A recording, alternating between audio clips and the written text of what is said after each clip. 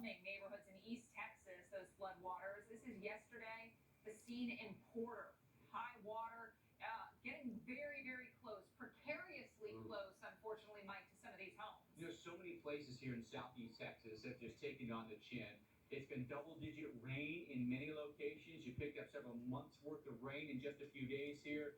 Your cars are underwater. Your homes are underwater. You just think about the cleanup that so many people have to do now. And when water gets into your home, gets into anything electronic, anything, you've really got to take due diligence here, make sure everything is taken care of. It doesn't take much water, as you point out. Just a little bit of water, like in the basement of your home, that's going to cause you some issues. So unfortunately, for a lot of these residents, they've got to get, cleanups underway. You got to call those, the flood masters. You got to worry about the mold.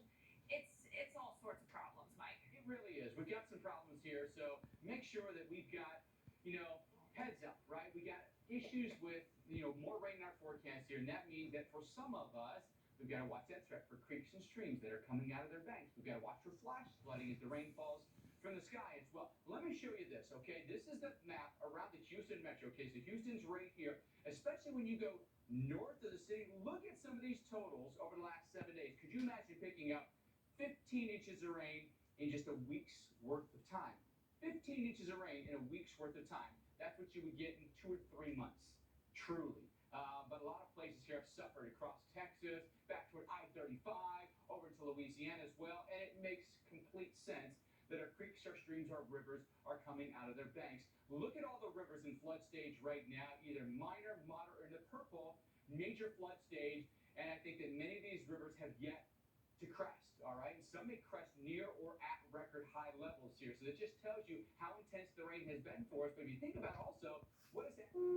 A flash flood warning has been issued for our area. The Gulf Coast in particular got a ton of rain. Louisiana really did, but Texas did as well. So the ground is just prime for flooding because all that rainwater just sits on top and becomes runoff because it doesn't readily absorb into the ground because there's so much water in the ground right now.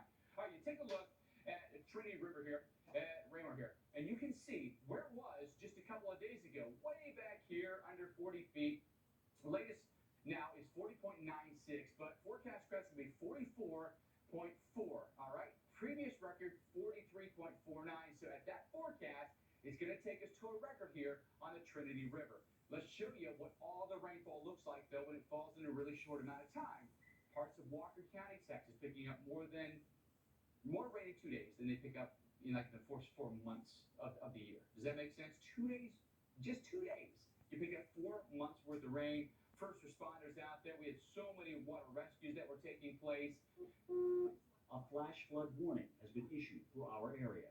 Startling to you. I want to show you some specific stats there for Huntsville. It gives you a really good, clear picture of what has happened there. Now, rainfall this week, as we through this morning, they picked up more than 16 inches of rain in Huntsville, all right? If you take a look at our year-to-date average, it's usually less than that. So literally, what you picked up this week is more than what you would get through January, February, March, April, and the first couple of days of May.